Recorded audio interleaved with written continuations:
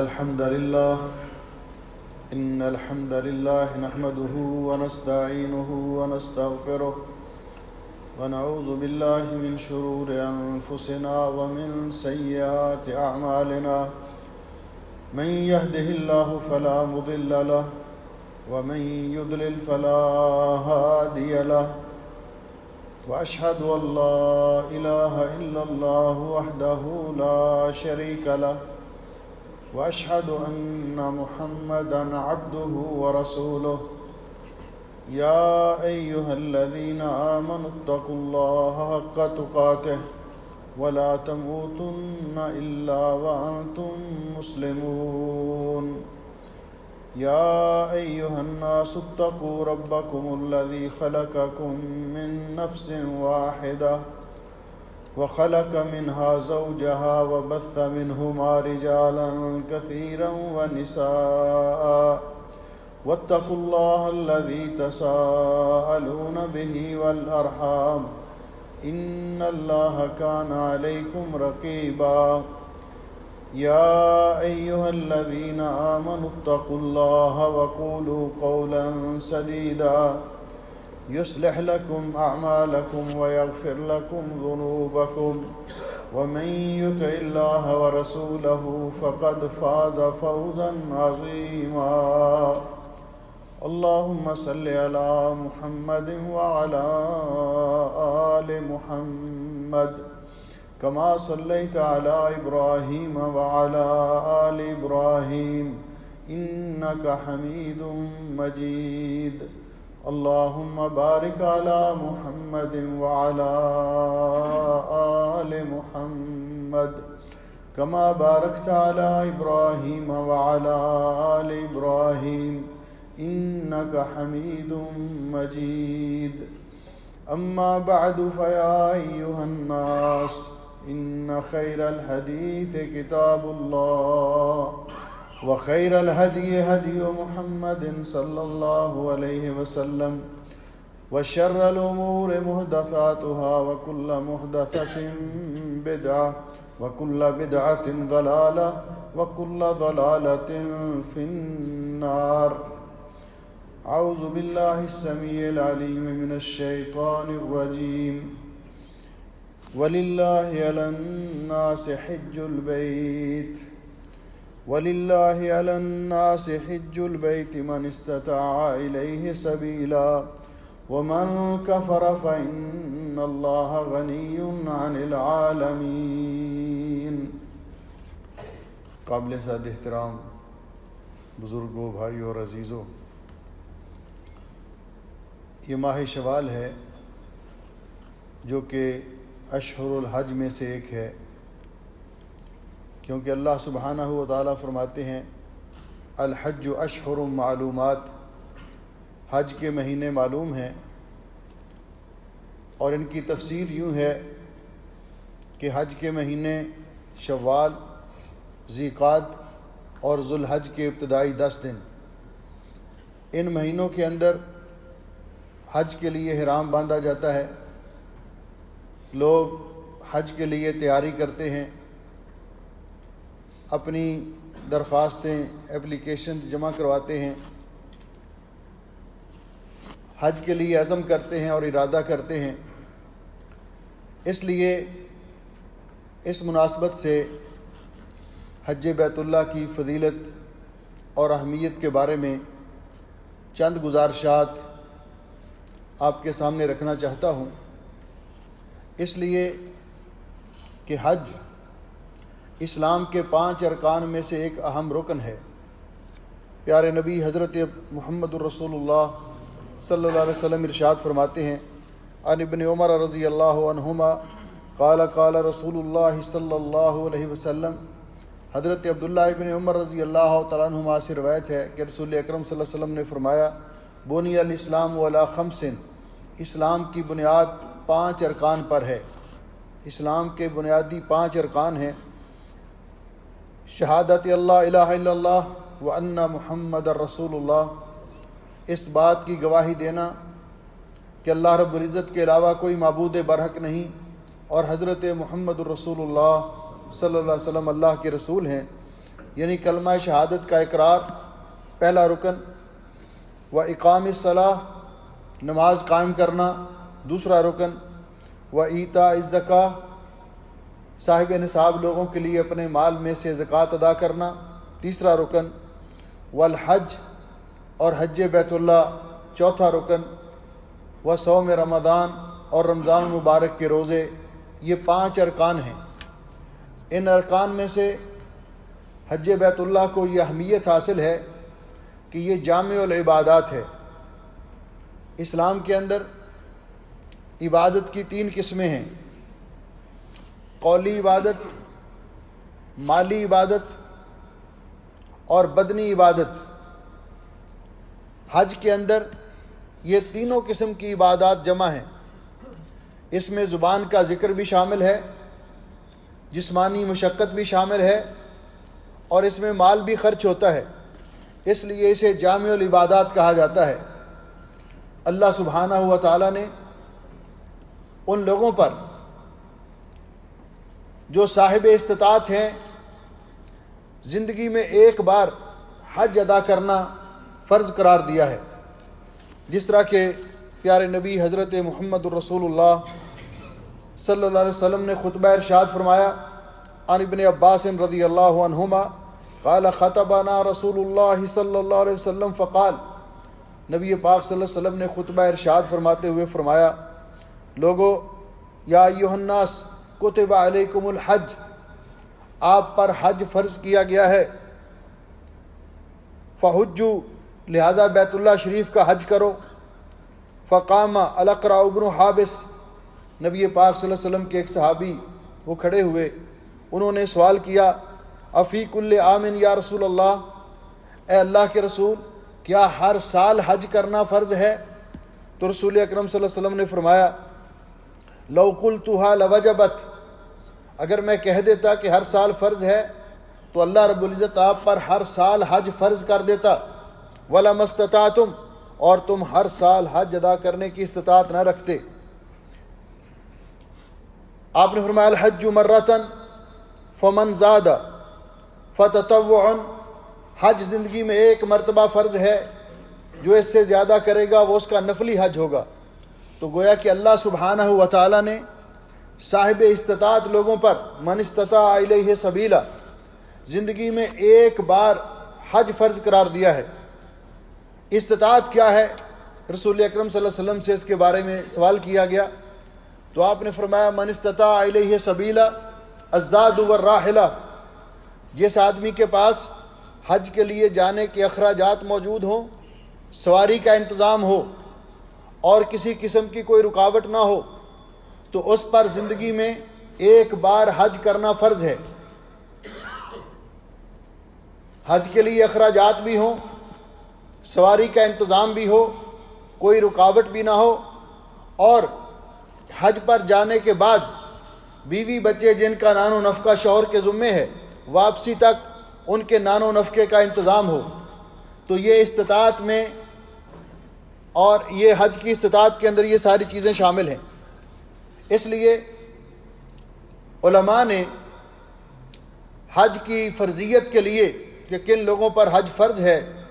قرآن و سنت کی روشنی میں 5 شرائط ذکر کی ہیں کہ جن لوگوں پر حج فرض ہے۔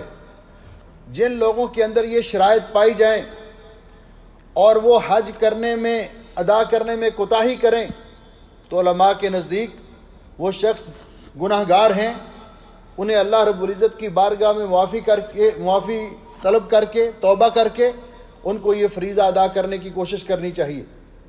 اور جو حج کی فرضیت کا منکر ہے، حج کو فرض نہیں سمجھتا، وہ دائرہ اسلام سے خارج ہے، کیونکہ وہ اسلام کے ایک بنیادی رکن کا انکار کر رہا ہے۔ وہ 5 شرائط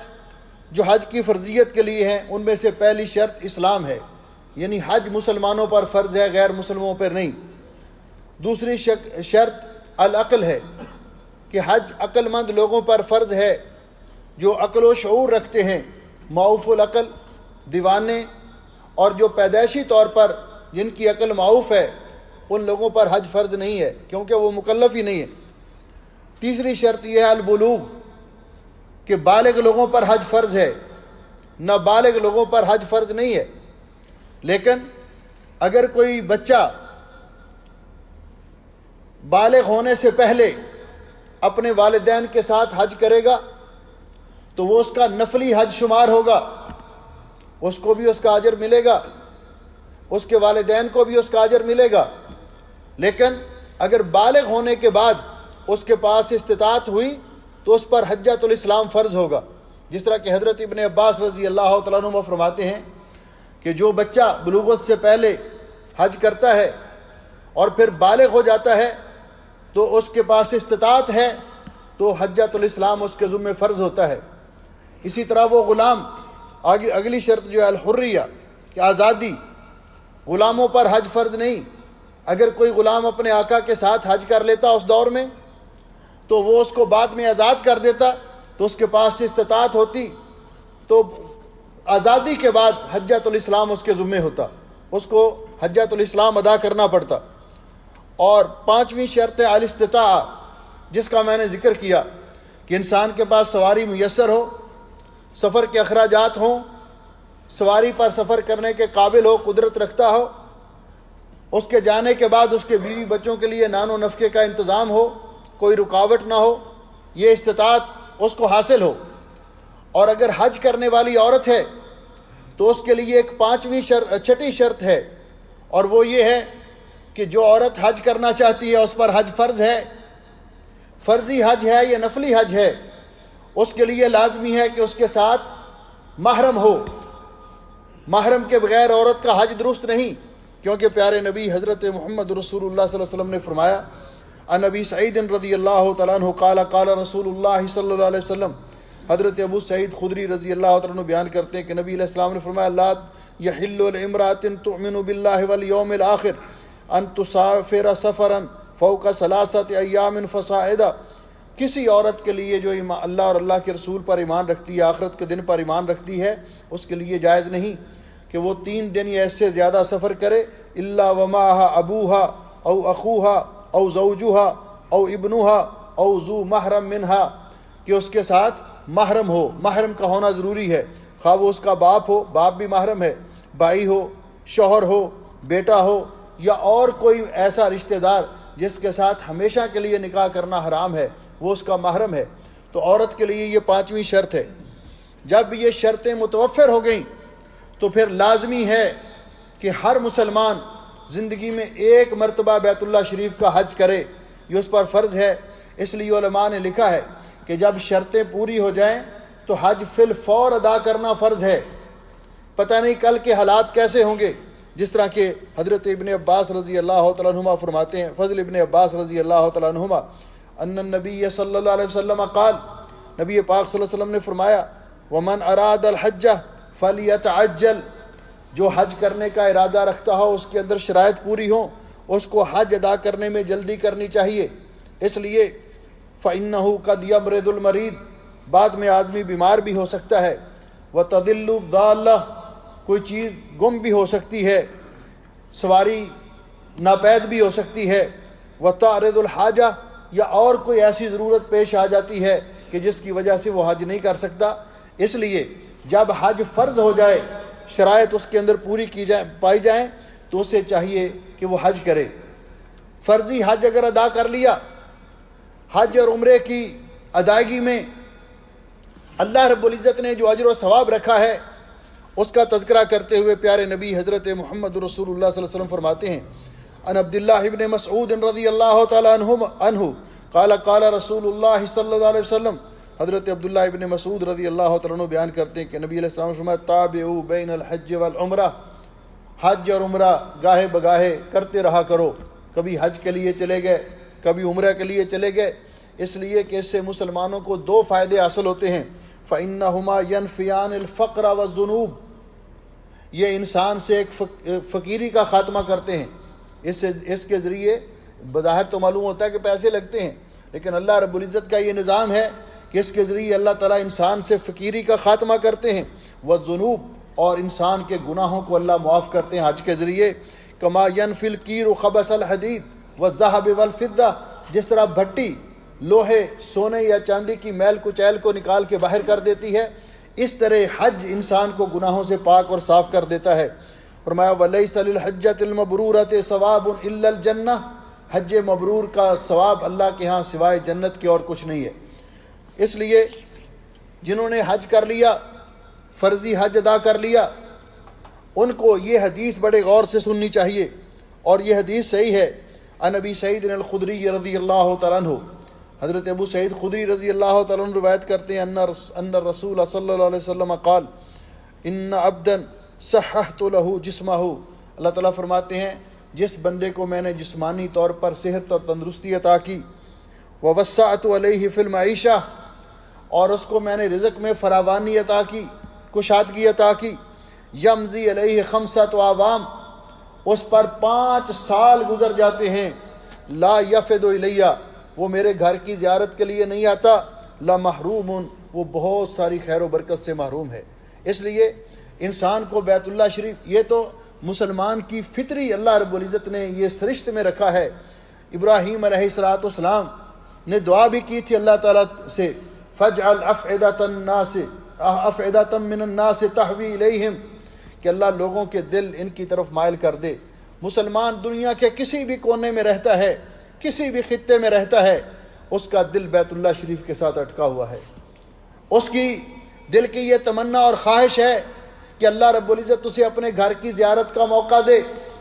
اور ہم نے دیکھا آج کل تو ماشاءاللہ پیسوں کی بھرمار ہے، فراوانی ہے، خوشحالی ہے، یہاں پہ جو لوگوں کو محسوس ہوتی ہے جو باہر رہتے ہیں۔ اپنے ملکوں میں تو آپ جانتے ہیں جو صورتحال ہے،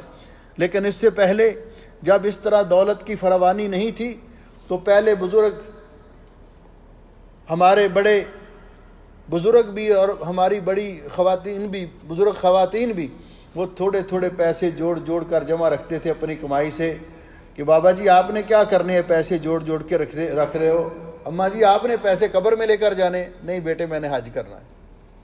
بزرگ بھی کہتے تھے کہ میں نے حج کے لیے جوڑ رہا ہوں کہ اللہ مجھے اتنے پیسے دے دے کہ میں بیت اللہ کا حج کر لوں۔ کچھ لوگوں کو یہ سعادت نصیب ہوتی اور کچھ یہ حسرتیں لے کر ہی دنیا سے چلے گئے بیت اللہ شریف کی۔ اس لیے دعا کرو کہ اللہ سبحانہ و تعالی ہمیں اپنی گھر کی زیارت کا بار بار موقع نصیب فرمائے، حج بیت اللہ کی سعادت حاصل کرنے کی توفیق بخشے، عمرہ کرنے کی سعادت حاصل کرنے کی توفیق بخشے۔ اس لیے کہ یہ سفر اتنا مبارک ہے، یہ سفر اتنا بابرکت سفر ہے کہ جس کے قدم قدم پر اللہ رب العزت نے نیکیاں رکھی ہیں۔ لیکن میں اپنے وہ بہن بھائی جو اس سال حج ادا کرنے کا ارادہ رکھتے ہیں ان کی خدمت میں چند گزارشات پیش کرنا چاہتا ہوں کہ اس سفر کے منافع حاصل کرنے کے لیے، حج کا صحیح اجر و ثواب حاصل کرنے کے لیے ان کو چند آداب کو ملحوظ خاطر رکھنا چاہیے۔ پہلا ادب یہ ہے کہ حج کرنے کے لیے جب جانا ہے تو سب سے پہلے اپنی کمائی پر نظر رکھیں، کمائی حلال کی ہو، اس لیے کہ ان اللہ طیب لا یقبل الا طیبا، اللہ تعالیٰ طیب اور پاک ہے، وہ پاکیزہ چیزوں کو پسند کرتا ہے۔ پیارے نبی حضرت محمد رسول اللہ صلی اللہ علیہ وسلم نے فرمایا ایک شخص لمبا سفر کر کے بیت اللہ شریف کے پاس پہنچتا ہے اور اس کے لباس گرد سے اٹا ہوا، بال بکھرے ہوئے، اور وہاں جا کر ہاتھ اٹھا کے دعائیں کرتا ہے، یا ربی یا ربی، اے میرے رب اے میرے رب، لیکن اس کی دعا قبول نہیں ہوتی۔ اسے کہا جاتا ہے کہ اس کا تو کھانا پینا حرام کی کمائی سے، اس کے سفر کے اخراجات حرام کی کمائی سے، اس کا لباس ملبسہ حرام ومطعمہ حرام ومشربہ حرام، اس کا تو سب کچھ حرام کی کمائی سے، فَأَنَّا يُسْتَجَابُ لِذَلِكَ، اس کی دعا پھر کیسے قبول ہو؟ نبی پاک صلی اللہ علیہ وسلم نے فرمایا کہ جب کوئی شخص حلال کی کمائی سے حج کرنے کے لیے نکلتا ہے، بیت اللہ کی زیارت کے لیے نکلتا ہے، سواری پہ قدم رکھتا ہے اور کہتا ہے لبیک اللہم لبیک لبیک لا شریک لک لبیک ان الحمد والنعمت لک والملک لا شریک لک، نادى مناد من السماء، آسمان سے منادی ندا کرتا ہے، کہتا ہے لبیک و سعدیک، تیری حاضری قبول ہے، زادک حلال و راحلتک حلال، تیرے سفر کے اخراجات حلال کی کمائی سے، تیری سواری کے اخراجات حلال کی کمائی سے، وحجک مبرور، اور تیرا حج بھی اللہ رب العزت کی بارگاہ میں قبول ہوگا۔ اور جب کوئی حرام کی کمائی سے حج کرنے کے لیے نکلتا ہے، رشوت کے پیسے، سود کے پیسے، لوگوں کی جائیداد پہ قبضہ جما کے پیسے، اور ہر سال حج کے لیے نکلتا ہے ایسا شخص ناجائز کمائی سے،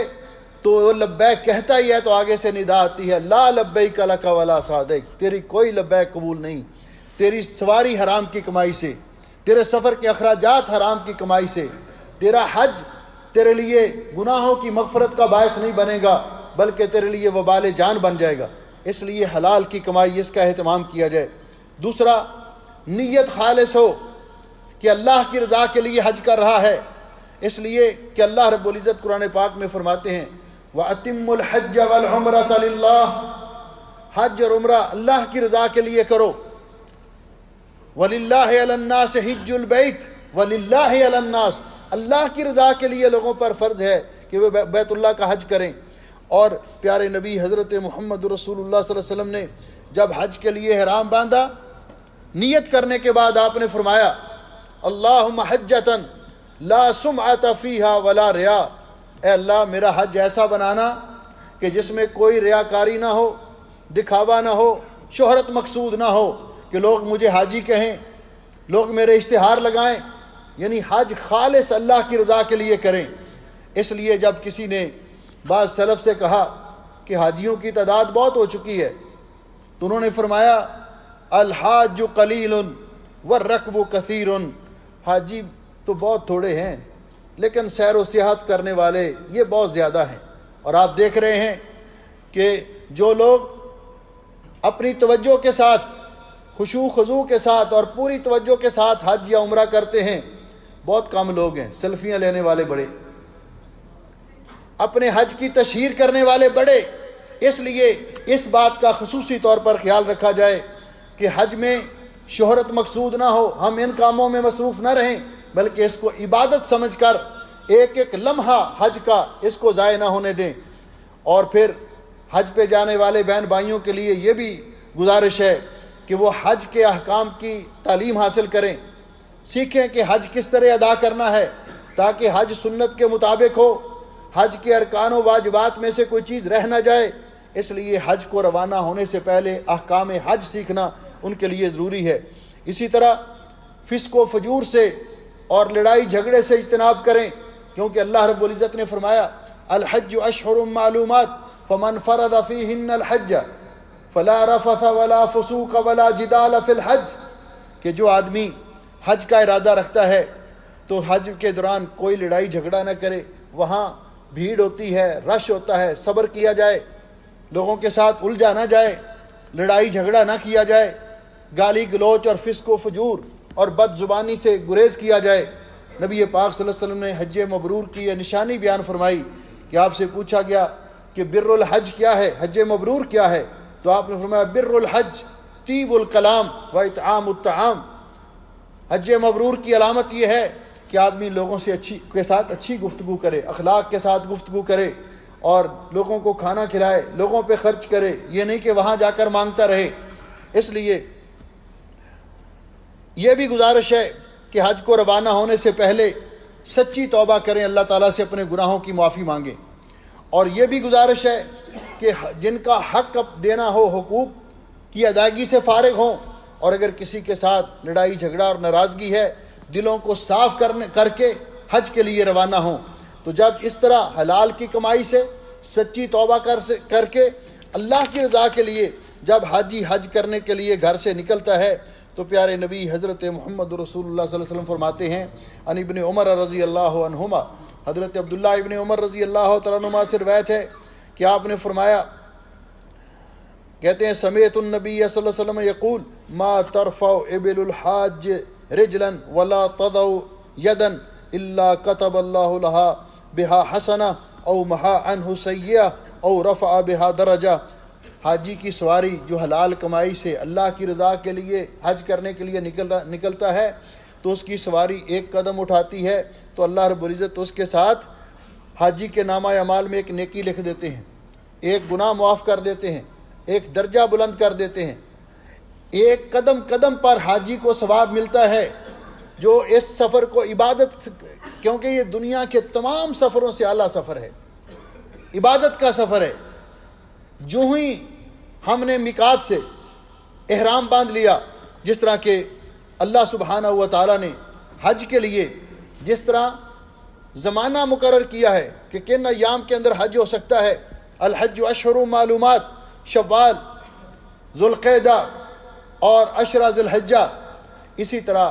حج کے لیے مقامات مقرر کیے ہیں جہاں سے احرام باندھنا لازمی ہے، کیونکہ احرام حج کے ارکان میں سے ایک اہم رکن ہے۔ تو جو آدمی حج یا عمرے کا ارادہ رکھتا ہے اس کے لیے جائز نہیں کہ وہ میقات سے بغیر احرام کے گزرے، وہ جس حال میں بھی ہو اسے احرام باندھنا چاہیے، احرام پہننا چاہیے۔ احرام کا اصل معنی تو ہے نیت کرنا، لیکن بعد میں یہ لفظ احرام کے ملابس، چادروں پر استعمال ہونے لگا۔ احرام کا معنی نیت کر کے لباس پہن لینا، حج اور عمرے کے لیے خاص لباس جو اللہ رب العزت نے مقرر کیا ہے۔ وہ میقات کون سے ہیں؟ اور یہ احرام اگر جوان بالغ مرد حج کرنا چاہتا ہے یا عمرہ کرنا چاہتا ہے اس کے لیے بھی لازمی ہے، چھوٹا بچہ اس کو حج کروانا چاہتے یا عمرہ کروانا چاہتے ہیں اس کے لیے بھی لازمی ہے، خواتین کے لیے بھی لازمی ہے، حتیٰ کہ وہ خواتین جن کو ایام کا عارضہ ہے، ایام مخصوصہ جن کو آ جاتے ہیں، ان کے لیے بھی میقات سے احرام باندھ کر پھر آگے گزرنا چاہیے۔ ان کے لیے بھی جائز نہیں کہ بغیر احرام کے وہاں سے گزریں، کیونکہ پیارے نبی حضرت محمد رسول اللہ صلی اللہ علیہ وسلم نے فرمایا، عن ابن عباس رضی اللہ عنہما، حضرت عبداللہ ابن عباس رضی اللہ عنہ فرماتے ہیں نبی پاک صلی اللہ علیہ وسلم نے ہر طرف سے بیت اللہ شریف کے حج یا عمرہ کے لیے آنے والوں کے لیے میقات مقرر کر دیے۔ فرمایا نبی پاک صلی اللہ علیہ وسلم نے وقت لأہل المدینہ ذی الحلیفہ، نبی پاک صلی اللہ علیہ وسلم نے اہل مدینہ کے لیے، یعنی جو مدینہ طیبہ کی طرف سے آئیں گے ان کے لیے، یا جو اس سائیڈ سے آئیں گے، مثلا کویت سے جانے والے لوگ اگر پہلے مدینہ طیبہ جاتے ہیں تو راستے میں کوئی میقات نہیں،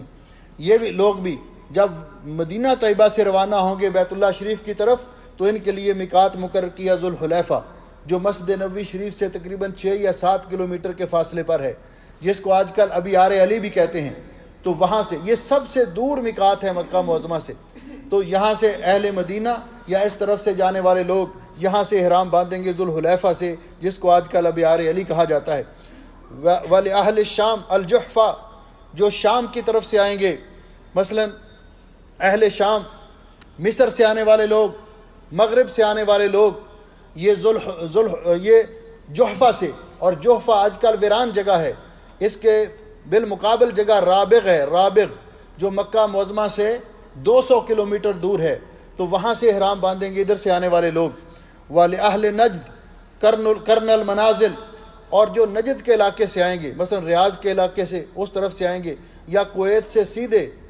مکہ معظمہ جائیں گے، یا پھر طائف سے مکہ معظمہ جائیں گے، ان کے لیے جو میقات ہے وہ کرن المنازل ہے، جسے آج کل السیل الکبیر کہا جاتا ہے، جو طائف کے پاس ہے۔ یہ مکہ مکرمہ سے تقریباً 90 کلومیٹر کے فاصلے پر ہے، پہلے آتا ہے، وہاں سے احرام باندھیں گے۔ وَلِأَهْلِ الْيَمَنِ یلملم، اور یمن کی طرف سے آنے والے لوگ، ان کے لیے یلملم میقات ہے، جس کو آج کل سعدیہ کہا جاتا ہے۔ جو لوگ یمن کی طرف سے آئیں گے یا پاکستان سے آئیں گے، ہندوستان سے آئیں گے، بنگلہ دیش سے آئیں گے، افغانستان سے آئیں گے، مشرق کی طرف سے آنے والے جتنے لوگ ہیں ان کا میقات یلملم ہے، جو سمندری راستے میں یہ آتا ہے، تو یہ لوگ وہاں سے اپنا احرام باندھیں گے۔ اس کے بعد فرمایا ہن لہن وَلِمَنْ أَتَىٰ عَلَيْهِنَّ، یہ میقات ان لوگوں کے لیے ہے جو اس میقات میں رہتے ہیں یا جو باہر سے آتے ہیں، من غیرہن ممن اراد الحج والعمرہ، اور ان کے لیے احرام باندھنا لازمی ہے جو حج یا عمرے کا ارادہ رکھتے ہوں، جو ویسے تجارتی سفر کے لیے جا رہے ہیں ویسے جا رہے ہیں ان کے لیے لازمی نہیں ہے، جو حج یا عمرہ کرنا چاہتے ہوں ان کے لیے لازمی ہے کہ وہ یہاں سے احرام باندھ کے گزریں، بغیر احرام کے گزریں گے بغیر کسی عذر کے تو ان کو دم دینا ہوگا، کیونکہ یہ واجبات میں سے ہے۔ وَمَنْ كَانَ دُونَ ذَلِكَ، جو میقات سے اندر رہتا ہے بیت اللہ شریف کی طرف، وہ جہاں بھی اس کا ٹھکانہ ہو وہاں سے احرام باندھے گا، حتیٰ اہل مکہ تم مکہ، حتیٰ کہ مکہ والے مکہ سے احرام باندھیں گے۔ تو یہ میقات مقرر کیے ہیں، ان مواقیت پہ آ کر جب احرام باندھ لیں گے، نیت کریں گے، تو احرام باندھ کر جو نیت کرنے والے لوگ ہیں ان کی بھی 2 قسمیں ہیں، یا تو اپنی طرف سے حج کر رہے ہیں تو وہ نیت کریں گے، جنہوں نے حج تمتع کرنا ہے حج تمتع کا معنی یہ ہے کہ پہلے عمرے کی نیت کریں گے اور پھر جا کر عمرہ کر کے احرام کھول دیں گے، پھر 8 تاریخ کو 8 ذی الحج کو مکہ معظمہ سے احرام باندھ کر باقی مناسک حج ادا کریں گے۔ یہ حج کی قسم افضل بھی ہے اور آسان بھی ہے۔ ایک ہے حج افراد جس میں صرف حج کی نیت کی جاتی ہے، ایک حج ہے حج قران جس میں حج اور عمرے کی ایک ساتھ نیت کی جاتی ہے۔ تو یہاں سے جب عمرے کی نیت کریں گے تو اس وقت نیت کریں گے، اگر اپنا عمرہ کرنا ہے یا حج کے ساتھ جو عمرہ ہے، اللہم لبیک عمرتن، اللہم لبیک عمرتن۔ اور اگر کسی دوسرے کی طرف سے حج بدل کرنا ہے، دوسرے کی طرف سے حج کرنا ہے، تو اس کے لیے نیت کرنا ہوگی۔ اس کے لیے شرط ہے کہ پہلے اپنا حج کیا ہوا ہو، پہلے اپنا حج کیا ہو۔ اور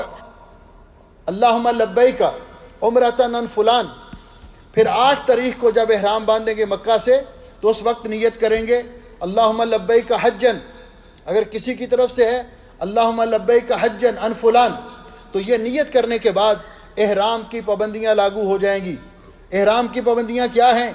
احرام پہننے سے پہلے مستحب ہے کہ انسان حجامت بنوا لے، غسل کر لے اور ناخن وغیرہ تراش لے۔ احرام پہننے کے بعد ناخن تراشنا منع ہے، بال کاٹنا منع ہے۔ اپنے طور پہ ناخن ٹوٹ جائے تو کوئی حرج نہیں، بال اپنے طور پہ گر جائے وضو کرتے ہوئے کوئی حرج نہیں۔ مردوں کے لیے سلا ہوا لباس پہننا حرام ہے، وہ 2 انسلی چادروں کے اندر احرام پہنیں گے،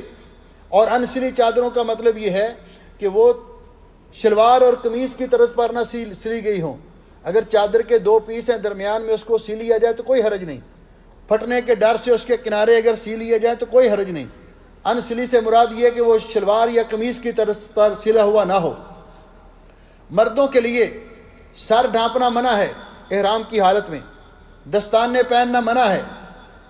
ساکس یا جرابیں پہننا منع ہے، خوشبو لگانا سب کے لیے منع ہے، مردوں کے لیے بھی عورتوں کے لیے بھی۔ ناخن کاٹنا عورتوں کے لیے بھی منع ہے، مردوں کے لیے بھی احرام کی حالت میں۔ بال کاٹنا عورتوں کے لیے بھی منع ہے، مردوں کے لیے بھی منع ہے۔ لیکن اگر گرمی کی وجہ سے مردوں کے لیے سر کو کھلا رکھنا لازمی ہے، احرام کی حالت میں سر ڈھانپنا منع ہے مردوں کے لیے، لیکن گرمی کی وجہ سے اگر اوپر چھتری کر لیتے ہیں تو چھتری لینا جائز ہے، کیونکہ یہ سر سے اس کا فاصلہ ہے۔ اگر وزنی بوجھ ہے آپ کے پاس تو اس کو سر کے اوپر اٹھا لیتے ہیں تو وہ بھی لباس میں نہیں آتا، وہ بھی جائز ہے۔ اینک لگانا جائز ہے، بیلٹ باندھنا جائز ہے احرام کو قابو کرنے کے لیے، گھڑی لگانا جائز ہے۔ تو یہ چیزیں خواتین جو ہیں وہ نہ دستانے پہنیں گی اور نہ نقاب کریں گی، لیکن جب غیر محرم لوگ سامنے آئیں گے تو وہ اپنی سامنے والی چادر آگے لٹکا لیں گی پردہ کرنے کے لیے۔ عورتیں ساکس پہن سکتی ہیں،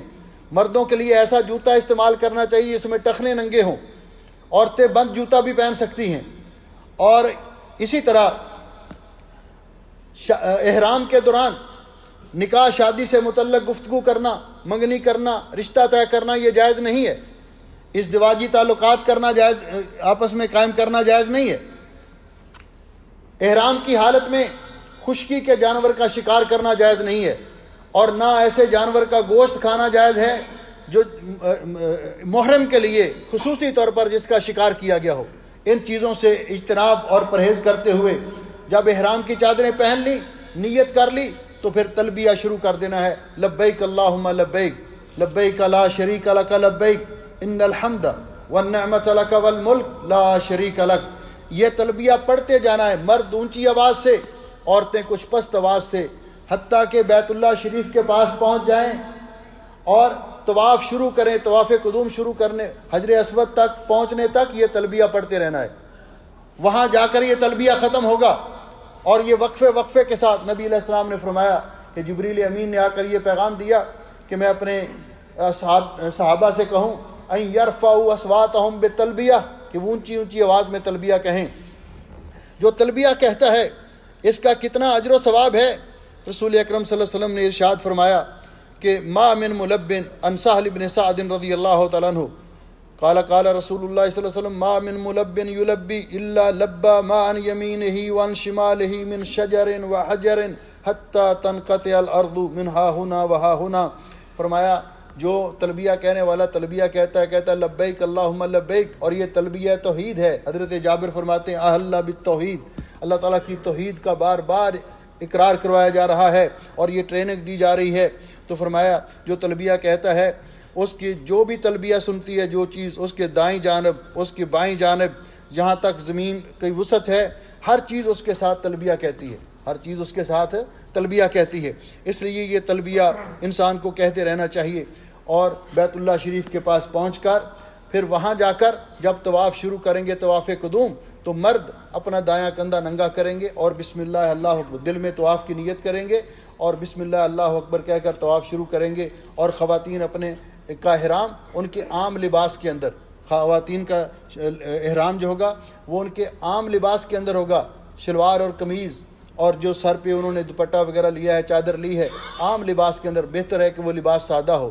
چھوٹے بچوں کا احرام مردوں جیسا ہوگا، چھوٹی بچیوں کا احرام خواتین جیسا ہوگا، لیکن احرام باندھنے کے بعد ان سے بھی احرام کی پابندیاں کروائی جائیں گی. اللہ رب العزت مجھے اور آپ کو توفیق بخشے کہ ہمیں یہ سعادت نصیب کرے اور ہم بیت اللہ شریف کا حج بھی کریں اور اس طریقے کے مطابق کریں جو نبی پاک صلی اللہ علیہ وسلم نے ہمیں بتایا. آپ نے زندگی میں ایک ہی بار حج ادا فرمایا. حج سن 9 ہجری کو فرض ہوا اور نبی علیہ السلام نے 10 ہجری کو حج ادا فرمایا، جسے حجۃ الوداع کہا جاتا ہے. اور اس میں آپ نے حج کے تمام مسائل کھول کھول کر بیان کر دیے اور آپ فرما رہے تھے لِتَأْخُذُوا عَنِّي مَنَاسِكَكُمْ، مجھ سے حج کے طریقے سیکھ لو، ہو سکتا ہے اگلے سال دوبارہ ملاقات نہ ہو. تو اس لیے نبی پاک صلی اللہ علیہ وسلم کی سنت اور طریقے کے مطابق حج کرنا چاہیے تاکہ ایسا حج ہمیں نصیب ہو جائے جس کے بارے میں آپ نے فرمایا کہ حاجی جب حج کر کے فارغ ہوتا ہے تو اس طرح گناہوں سے پاک صاف ہو کر نکلتا ہے جس طرح آج ہی ماں کے پیٹ سے پیدا ہوا. اور حج مبرور کا بدلہ اللہ کے ہاں جنت کے سوا کچھ نہیں. اقول قولی ھذا استغفر اللہ لی ولکم ولسائر المسلمین من کل ذنب واتوب الیہ.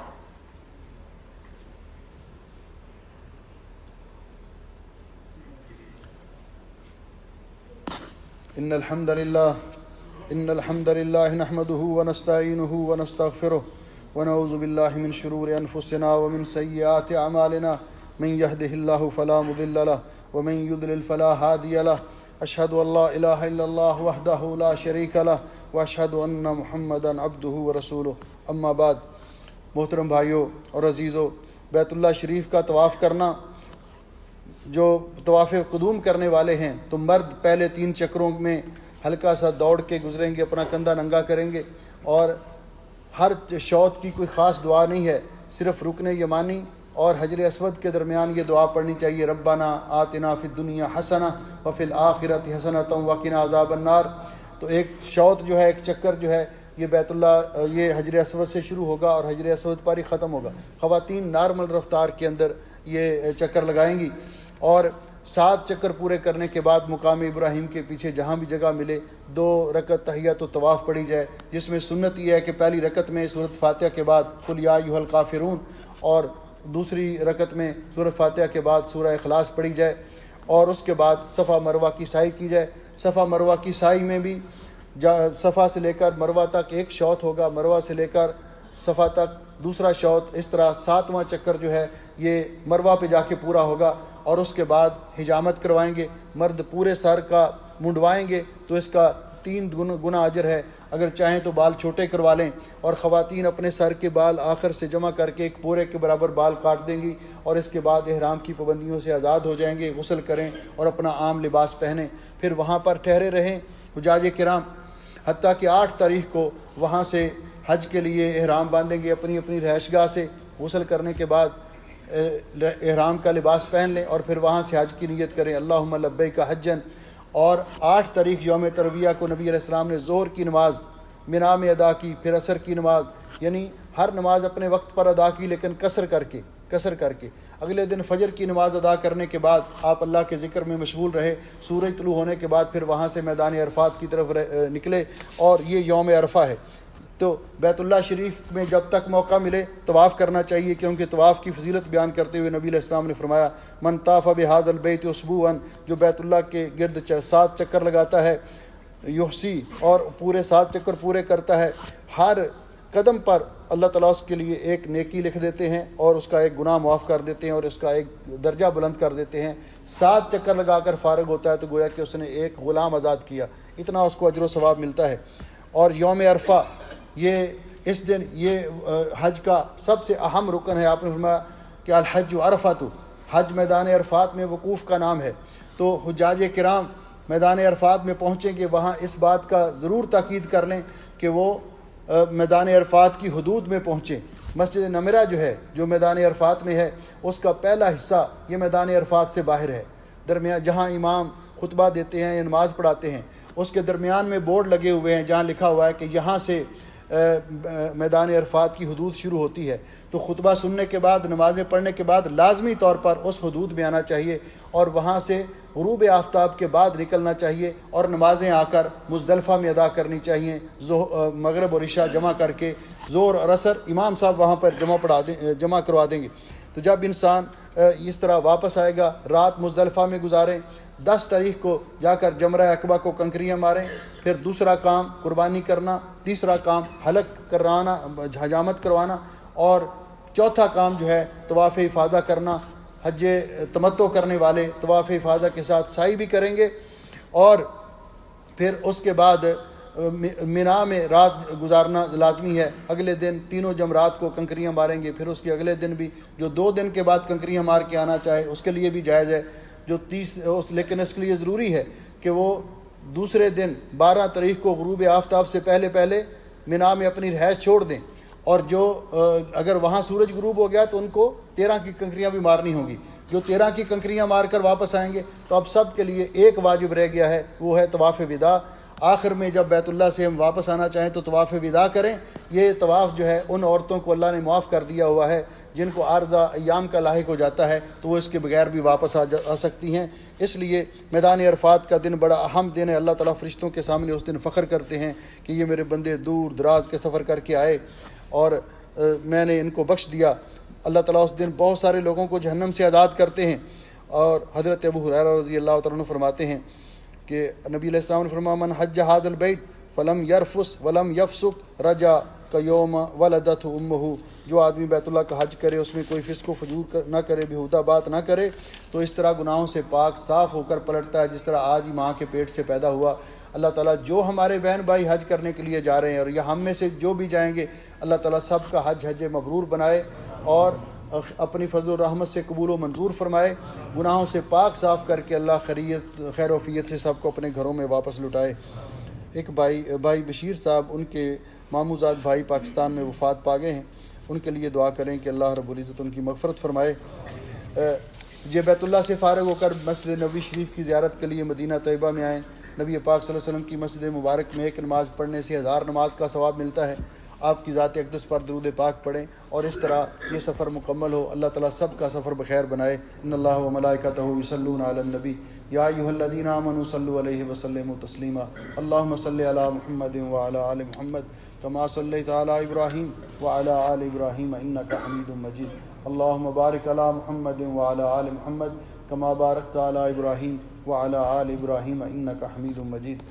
ہمارے بھائی امجد چیمہ صاحب بھی بیمار ہیں، آج نظر نہیں آ رہے، لگتا ہے کہ ان کی صحت ٹھیک نہیں. ان کے لیے بھی خصوصی طور پہ دعا کریں. اللہ ان کو بھی اور تمام بیماروں کو شفا عطا فرمائے، فوت شدگان کی مغفرت فرمائے. اللہم اشف مرضانا ومرضى المسلمین. اللہم اقض حاجاتنا وحاجات المسلمین. اللہم انت ولینا فی الدنیا والآخرہ توفنا مسلمین والحقنا بالصالحین. اللہم ارزقنا حج بیتک الحرام. اللہم ارزقنا حج بیتک الحرام. یا حی یا قیوم برحمتک نستغیث. یا حی یا قیوم برحمتک نستغیث. اللہم اجعل هذا البلد آمنا مطمئنا رخاء سخاء وسائر بلاد المسلمین. سبحان ربک رب العزت عما یصفون وسلام علی المرسلین والحمد للہ رب العالمین. صفحہ درست کر لیں.